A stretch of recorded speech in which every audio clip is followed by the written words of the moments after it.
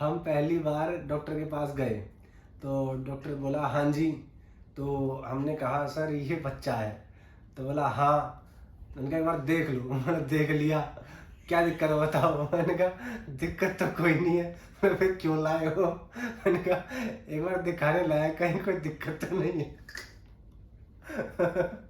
तो फिर वो बड़ा खुश हुआ क्योंकि ऐसे लोग जाते नहीं हैं। मैंने बोला ऐसे, मैंने कहा ऐसे रेगुलर चेकअप के लिए लाया। बोला ओह अच्छा। फिर उसने इंच टेप निकाला। मैंने कहा कपड़े थोड़ा सिल ले। तो hey guys, welcome back to my channel. तो आज हम स्टार्ट करने वाले हैं एक न्यू टॉपिक के बारे में, वो आपको बताएंगे। तो शुरू करेंगे हम एक डिस्कशन से, जो बात करने वाले हैं हम हेड शेप और हेयर फॉल के बारे में, और उसके बाद मैडम का व्लॉग शुरू हो जाएगा। आज अब से हम यही करने वाले हैं क्योंकि हमारा मन करता है कि हमने अगर अपने बच्चे से कुछ समझा है ना तो वो दूसरों को भी बताएं। लेकिन ये अच्छा नहीं लगता कि जो कोई टॉपिक देखने के लिए आया है, जैसे मान लीजिए कोई डिस्कशन खाली एक प्रॉब्लम सुनने आया है कि बच्चे में ये होती है, पर उसको पूरा व्लॉग देखना पड़ता है। तो हम समय की रिस्पेक्ट करते हैं। शुरू में जो भी हमने अपने बच्चे से सीखा है हम वो बताएंगे, उसके बाद व्लॉग शुरू हो जाएगा। लेकिन आप स्किप मत करना व्लॉग देखने के लिए, या फिर आप व्लॉग छोड़ मत देना, क्योंकि उसमें भी ज़रूर इनोवेटिव सी चीज़ें होती हैं, कभी कुछ बच्चे की एक्टिविटीज़ और ये सब। तो वो मत स्किप करना, वो भी पूरी वीडियो देखना और लाइक सब्सक्राइब भी करना। तो शुरू करते हैं। आज हम 2 पॉइंट पे बात करने वाले हैं। एक पॉइंट वो जो हमने अपने बच्चे का सबसे पहले नोटिस किया वो है हेड शेप, लेकिन हम खाली उसके बारे में बात नहीं करेंगे जो हमने अपने बच्चे में देखा। हम उसके बारे में बात करेंगे जो ओवरऑल किसी भी बच्चे में आ सकता है सामने। तो सबसे पहला पॉइंट होता है कि जो सब डरते हैं, जिससे हम भी डर रहे थे, फ्लैट हेड शेप। मतलब जो सिर के पीछे वाला हिस्सा होता है वो बिल्कुल फ्लैट होता है, और साइड्स में भी हो जाता है किसी किसी बच्चों का। हाँ, साइड में भी हो जाता है, कोन हेड शेप भी हो जाता है, और बम्पी हेड भी हो जाता है। Bumpy head. बम्पी हेड मतलब ऐसे ढलान आ जाती है सिर में। अच्छा, वो किस रीजन से होता है? वो बड़ों को भी होता है वो। अच्छा। मतलब बहुत ज्यादा देखा है ये। जैसे कई स्ट्रीमर होते हैं ना जो हेडफोन पहन के बैठ जाते हैं। अच्छा अच्छा, हाँ हाँ तो उनका जो ये हेड होता है ये प्रेशर में रहता है धीरे हमेशा। धीरे से दब जाता होगा। हाँ, तो उस चीज से ना मुझे एक और सॉल्यूशन भी पता चला। जैसे हमारी वीडियो में एक ने कमेंट किया था कि क्या 18 साल के इंसान का भी हेड शेप ठीक हो सकता है। तो क्या लगता है? मुझे लगता है कि शायद नहीं हो सकता। हो सकता है, लेकिन अच्छा। जब सही सर खराब हो सकता है तो क्या खराब सर सही नहीं हो सकता? तो उसके लिए उनको क्या हेलमेट पहना पड़ेगा? हाँ, अच्छा अच्छा, ये है मेन बात। ऐसा लग रहा है हम एक्टिंग कर रहे हैं। पर ये रियल है गाइस, सब ऐसे ही है। तो अब क्या है कि सबसे शुरुआत से बात करते हैं। सबसे पहले फ्लैट हेड। तो फ्लैट हेड मैंने कहाँ कहाँ देखा। फ्लैट हेड एक तो हमारे दोस्त हैं उनके बच्चे में मैंने देखा है ना। वो बहुत ज्यादा तो नहीं था पर बहुत था, मतलब कंसिडरेबल था। दूसरा एक मैडम की बहन की फ्रेंड है, वो कितनी 19-20 साल की तो होगी, है ना। उसका अभी तक बिल्कुल पीछे से यूं सीधा, जैसे मतलब स्केल रख के लाइन मार दियो बिल्कुल सीधा, इतना। तो और उनको फिर क्या करना पड़ता है, अलग अलग हेयर स्टाइल चूज करने पड़ते हैं जिसमें ना दिखे। हाँ। तो एक ये हुआ फ्लैट हेड। अब इसके लिए क्या करना चाहिए? जैसे क्या है कि कई लोग क्या करते हैं कि बच्चे को ना अपने से अलग सुलाते हैं, है ना। जैसे क्या बोलते हैं, क्रिब और कॉट। हाँ, तो उसमें सुलाते हैं। अब उसमें बच्चा लेटा लेटा क्या होता है, बहुत बोरिंग फील करता है और एक ही पोजीशन में बहुत लंबे टाइम तक रह जाता है, क्योंकि उससे कोई भी इंटरेक्ट नहीं कर रहा होता, है ना। खुद से ही खेलता है बच्चा। हाँ, लेकिन अब क्या है कि अगर आपके पास टाइम है, मतलब मुझे ऐसा लगता है कि कई लोगों के पास टाइम नहीं होता होगा इसलिए वो ये वाला तरीका चूज करते हैं। लेकिन अगर आपके पास टाइम है और आपने अपने बच्चों को अपने पास में लिटा रखा है, सुला रखा है, आप कितनी देर अपने आप को रोक लोगे कि उससे बात ना करो, उसके साथ खेलो ना।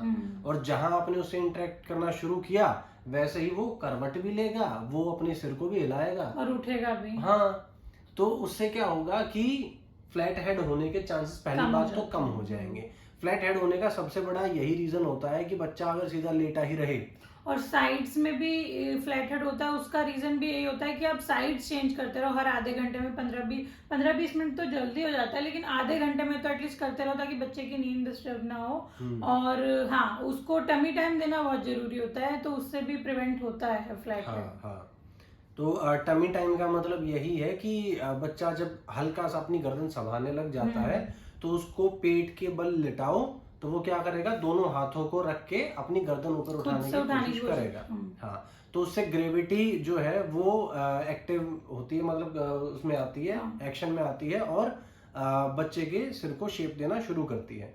इसके अलावा जो फ्लैट हेड है, वो जो साइड से बताया वो मोस्टली वही अगर करवट में लेटा रहे तो। और दूसरी बात ये कि अगर कोई बच्चे को सही तरीके से गोद में ना रखे ज्यादा टाइम, तो उससे भी क्या होता है, जैसे मान लो कि अब हर किसी को एक ही चीज आती है कि बच्चे को ऐसे पकड़ना है, ठीक है, लेकिन अब भाई किसी को नहीं आती होगी और वो गलत तरीके से पकड़ेगा, जैसे मतलब सिर के पीछे अगर उसने सही तरीके से सपोर्ट नहीं दिया तो गर्दन पे भी असर पड़ेगा और सिर पे भी असर पड़ेगा। जैसे कई लोग ऐसे यहाँ पे बच्चे का सर रखते हैं, ऐसे नहीं लेते, तो यहाँ पे सर रखने से जहाँ पे हमेशा आप हाथ रखते हो ना वहां से फ्लैट हो जाता है। ऐसा मैंने मतलब जब मैं अभी को संभालती थी तो मैंने पढ़ा था कहीं पे, तो इस वजह से मुझे ये याद है, तो मुझे लगा कि आप लोगों को भी सजेस्ट करना चाहिए।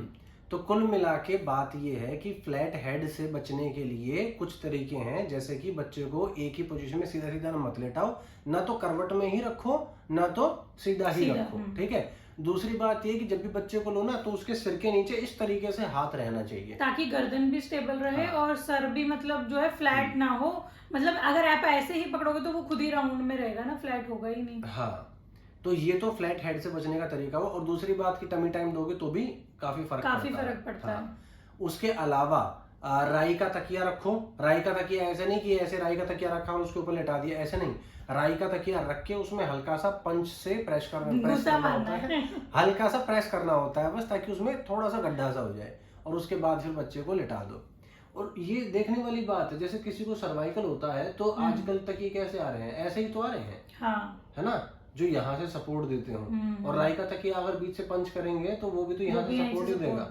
तो मतलब बहुत ज्यादा बेनिफिशियल है ये तो। और ये कितना पुराना तरीका है, मतलब पता नहीं कब से ही चला हुआ आ रहा है। ऐसे सीधी हो जाएगी ना। हाँ, बहुत टाइम से चला हुआ आ रहा है, जो हमारे पूर्वज होते थे तभी से चला हुआ आ रहा है। अब तो वही है, अलग अलग कंपनियां आ गई, वरना पहले लोग क्या करते थे कि नॉर्मल घर पे ही कपड़ा सिला, उसमें 2 किलो डलती है क्या? हाँ, 1 किलो 2 किलो, बच्चे पे डिपेंड करता है ना कितना छोटा बच्चा है। तो उस हिसाब से राई डाली और बस लेटा दिया बच्चे को। और एक यू शेप वाला जो हमने यूज किया है, एक यू शेप वाला होता है, जैसे मान लो कि भाई किसी का साइड से फ्लैट हेड हो जाए तो उसके लिए यू शेप आता है पिलो, वो लगाते हैं ताकि बच्चा सीधा लेटा रहे, है ना। ताकि अगर ज्यादा वो लेटेगा साइड में तो फिर से वही फ्लैट और फ्लैट होता जाएगा, तो उसको करवट नहीं लेने देनी है। तो वो तकिया लगाना है। अब ये भी बात ध्यान में रखने वाली बात है, ऐसा नहीं बच्चे पे टॉर्चर हो रहा 24-24 घंटे एक ही पोजीशन में, नहीं बेटा करवट नहीं लेनी, करवट नहीं लेनी। हर आधे पौने घंटे में आप चेंज करते रहो, चाहे वो कहीं से भी फ्लैट हो या कोन हो, हर आधे पौने घंटे में चेंज करते रहो ताकि बच्चे की बैक को भी आराम मिले और सर को भी आराम मिले। और धीरे धीरे ही होता है, एकदम तो होगा नहीं, लग जाते हैं 2-4 महीने। ऐसा नहीं कि आपने आज स्टार्ट किया और 10 दिन बाद आप वापस से कमेंट करने आओ कि ये तो हुआ ही नहीं, आपने गलत बताया, ऐसा नहीं होगा। तो ये डॉक्टर ने, जो पीडियाट्रिशियन होते हैं, उन्होंने खुद बताया कि अगर आपका बच्चा किसी एक पर्टिकुलर पोजीशन में लेटने की वजह से अपनी हेड की करेक्ट शेप बिगाड़ लेता है, तो आपको क्या करना है, उसको धीरे धीरे शुरुआत करनी है दूसरी करवट या किसी एक पोजीशन के लिए। और वो बच्चा मानेगा नहीं, वो बच्चा छटपटाएगा, तो आपको बहुत लंबे टाइम तक नहीं रखना है। पहले उसको 10 मिनट रखो, फिर उसके बाद 15 मिनट करो, फिर 20 मिनट करो, फिर आधा घंटा, उसके बाद आधे घंटे पे रुक जाओ। उससे ज्यादा एक पोजीशन में मत रखना बच्चे को। हाँ, ये हमें खुद से सजेस्ट किया था डॉक्टर ने जब हमारे बेबी का कोन हेड शेप होता था। अभी तो काफी ठीक हो गया है, जैसा कि आपने व्लॉग्स में देखा ही होगा। अभी आगे आप व्लॉग जो देखोगे उसमें भी यही है कि ठीक कर चुकी हूँ मैं। जो पहले वाली वीडियो है ना मेरी, उनमें जरूर देखना कि उसका काफी कोन शेप कोन शेप था, अटक जाती हूँ, थोड़ा मुंह में छाले हो रहे हैं ना। हाँ, तो पहले कोन हेड शेप था उसका, तो जो बचपन वाली वीडियोस है ना वो जरूर देखना, उसमें प्रॉपर पता चलेगा आपको। उसके बाद बात आती है बम्पी हेड की। तो अब क्या होता है ना कि जैसे किसी एक पर्टिकुलर चीज से अगर बच्चे के सर पे प्रेशर पड़े, या मान लीजिए डिलीवरी के टाइम पे ही अगर कोई ऐसा वो टूल्स वगैरह। हाँ, टूल्स की वजह से ऐसा हो जाए। हाँ, कोन हेड की एक ये भी वो होती है, बहुत ज्यादा बड़ा रीजन है कि जो टूल्स होते हैं वो जब प्रेशर, या प्रेशर तो नहीं लगाते हैं, वो क्या करते हैं ना, पुल करते हैं। तो पुल करने की वजह से भी थोड़ा सर जो है खिंच जाता है। सेम ऐसे ही किसी प्रोसेस की वजह से अगर बम्प आ गया है सर में, तो वो भी धीरे धीरे आप ऐसे ठीक कर सकते हो। उसके लिए वो मसाज और जो प्रेशर था वो ज्यादा बेटर। वो मेरी आप वीडियोस मतलब पीछे वाली कंटिन्यू जरूर देखना, क्योंकि मैंने उसमें प्रॉपर अच्छे से बताया हुआ है कि किस तरह मसाज आपको करनी है और बाकी के जो भी रूल्स हैं वो उसके कैसे निभाने हैं, वो सब मैंने बताया हुआ अच्छे से।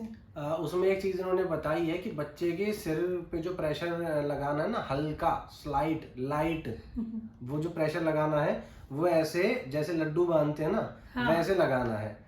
तो पर बहुत ज्यादा मत कर देना कि मैं तो एक ही दिन में लड्डू बांध दूंगी। तो हल्का हल्का करना है। और बचपन में पता है क्या, वो बच्चे की ना हड्डियां भी बहुत मुलायम होती हैं, मतलब बहुत मुलायम होती हैं। आपको लगेगा ऐसा कि ये हड्डी है, लेकिन वो फ्लेक्सिबल ऑलमोस्ट ऐसी होती हैं जो किसी भी टाइप से मोल्ड की जा सकती हैं उस टाइम पर।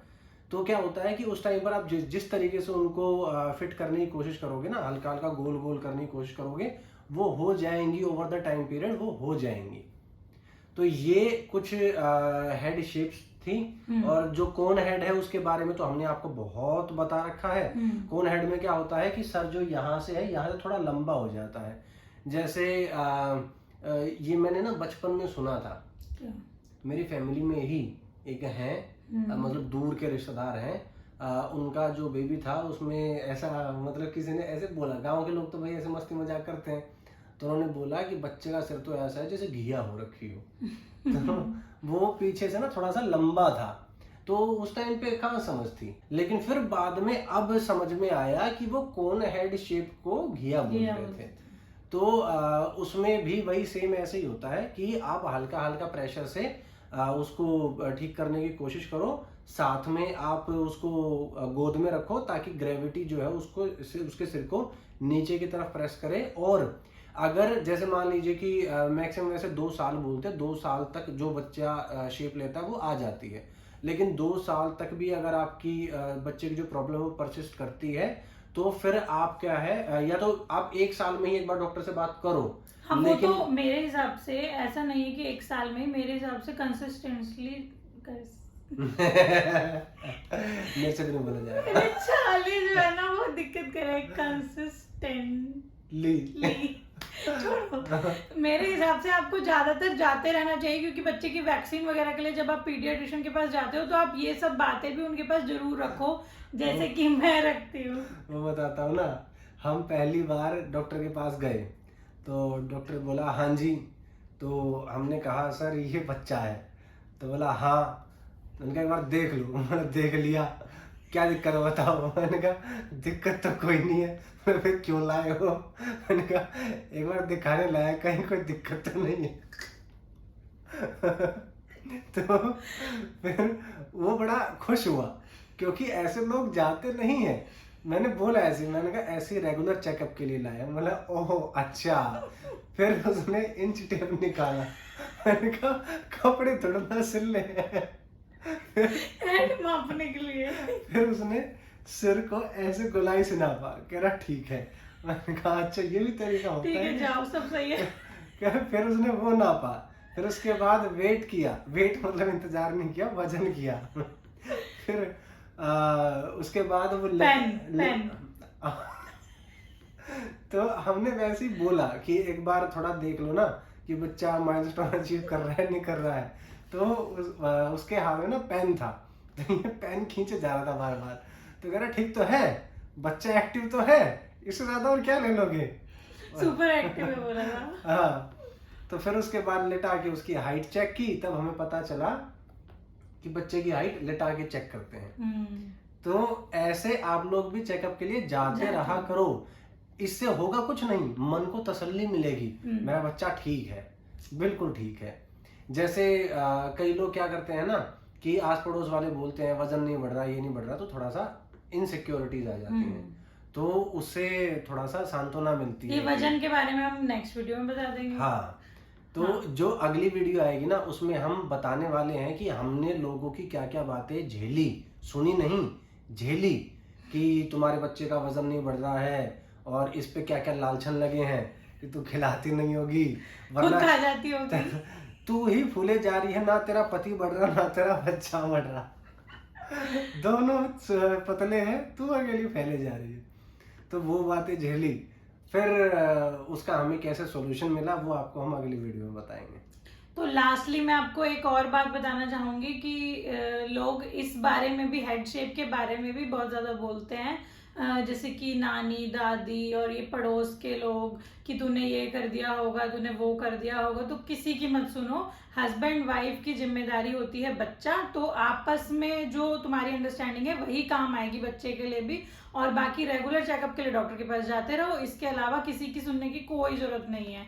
तो क्योंकि आपके बच्चे के लिए आप ही बेस्ट कर सकते हो और कोई नहीं कर सकता। अभी क्या होता है ना, हमने अपनी स्टोरी में भी बताया है कि पहले लोग कहते थे कि बच्चा कर लो हम देख लेंगे, बच्चा कर लो हम देख लेंगे, अब साला कोई नहीं आता।